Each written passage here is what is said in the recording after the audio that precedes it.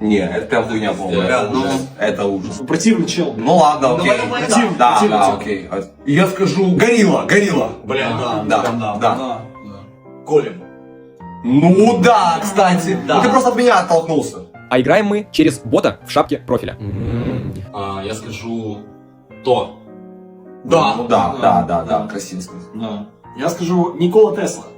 Ой, бля. Да. Что? Ой, Да. Ой, бля. Я скажу зубной дентист. Ага. Да, есть логика. Есть логика. Ну, он же типа на кресле сидит тоже. Кусты не помогут. Не помогут, да. Я скажу лучший друг Мортиса. Чего, бля? О, блядь.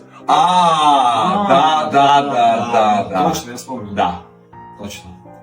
Окей. Артур Шпион. Схуяли. Кстати, да. Кстати, мне тоже кажется, что Артур шпион. Вы охуели, Да, схуяли, давайте блядь. Артур Шпион. Я сказал Никола Тесла. Давай, последнее слово.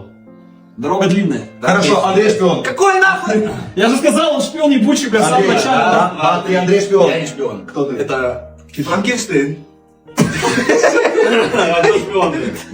Долбоёб.